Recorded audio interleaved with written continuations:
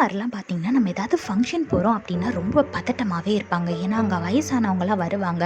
அவங்க வந்து எதுவும் குறை சொல்கிற மாதிரி இருக்கக்கூடாது அப்படின்னு சொல்லிட்டு பார்த்து நம்மளை கிளப்பி கூட்டிகிட்டு போவாங்க. பொம்பளை பிள்ளைங்களை புடவை கட்டு, முடியை விரித்து போடாத, கையில் கழுத்தில் ஏதாவது நகை போட்டுட்டு வா, மொட்டையாக வராது அப்படின்னு சொல்லுவாங்க.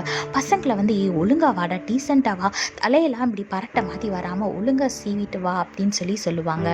எல்லார்ட்டையும் ஒழுங்காக பேசணும், பிரைஸ் தி லார்ட் சொல்லி என்ன எப்படி இருக்கீங்க அப்படின்னு சொல்லி பேசணும் அப்படின்னு சொல்லிலாம் ட்ரைனிங்லாம் கொடுத்து கூட்டிகிட்டு போவாங்க. யாரும் குறை சொல்கிற மாதிரி நடந்துக்க கூடாது, ஒழுங்காக எல்லார்ட்டையும் நல்லா பேசி நல்ல பிள்ளையாக வரணும் அப்படின்லாம் சொல்லுவாங்க.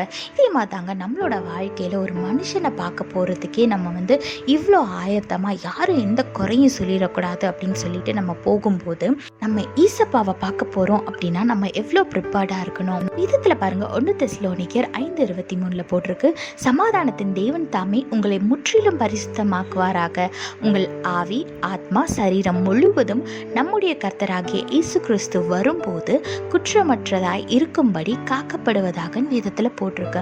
ஆமாங்க, நம்ம ஏசப்பா வரும்போது நம்மளை எந்த ஒரு குற்றமும் சொல்லாதபடிக்கு நம்ம பரிசுத்தமாக இருக்கணும். அதுக்கு வந்து நம்ம என்ன பண்ணணும்னா, ஒவ்வொரு நாளும் தேவனோட சமூகத்தில் அமர்ந்து நம்மளோட பாவங்களை, குற்றங்களை, மீறுதல்களை எல்லாம் அவர்கிட்ட சொல்லி ஏசப்பா என்னை மன்னிச்சிருங்கன்னு சொல்லி ஒப்பு கொடுத்து நம்ம வந்து ஏசப்பா கிட்ட ப்ரேயர் பண்ணும்போது ஏசப்பா நம்மளை பரிசுத்தமாக்குவாங்க. அது மட்டும் இல்லைங்க, பாவத்தை ஒப்பு கொடுத்து மன்னிப்பு கேட்கறது மட்டும் பெரிய விஷயம் இல்லை, அதை நம்ம மீண்டுமா அந்த பாவத்தை வந்து செய்யாமல் இருக்கணும். அதுக்கும் நம்ம ஏசப்பா ஹெல்ப் தாங்க வேணும். அதுக்கும் நீங்கள் ஏசப்பாட்டு ஜெபிக்கணும். ஏசப்பா நீங்கள் இப்போ என்னோட பாவத்தெல்லாம் மன்னிச்சிட்டிங்க, நான் மீண்டுமா இந்த பாவத்தில் ஈடுபடாதபடிக்கு எனக்கு உதவி செய்யுங்க நீங்கள் ஏசப்பாட்ட கேளுங்க. நம்மளை பரிசுத்தப்படுத்துறதுக்கும் நம்ம விசுவாசம் வளர்க்குறது எல்லாமே ஏசப்பாவால தான் முடியும். அதுக்கு நம்ம ரெடியாக அவரோட பிரசனத்தில் உட்காந்து நம்ம ஒப்பு கொடுத்தா போதும், நம்ம மாறுறதுக்கு ரெடியாக இருந்தால் போதும், ஏசப்பா நிச்சயமாக நம்மளை பரிசுத்தமாக்கி நம்மளை மாற்றுவார்.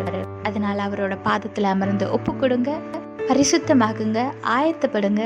ஏசப்பா வரும்போது குற்றமில்லாதவர்களா இருக்கும்படி ப்ரிப்பேர் ஆகுங்க. கர்த்தர் உங்களோடு கூட இருந்து உங்களை ஆசீர்வதித்து பாதுகாத்து வழி நடத்துவாராக. ஆமென். If we are going to our grandparents' house, our mom will compel us to wear a dress that is covered from top to bottom, and she will also make us wear jewelry. And if it's a boy, she will make him wear a formal wear, and she will ask him to clean shave and will ask him to comb his hair properly, so that the grandparents will not find any mistake and they will not blame our mom. Likewise, in our life, we should always be prepared to meet our Lord Jesus, and when we meet him, we should be blameless. Look what the Bible says in 1 Thessalonians chapter 5 verse 23. Now may the God of peace make you holy in every way, and may your whole spirit and soul and body be kept blameless until our Lord Jesus Christ comes again. Yes, we should be kept blameless and we should be holy in every way. You have to submit yourself to our Lord and ask his forgiveness for all the sins that you have made, and you should not repeat those sins again.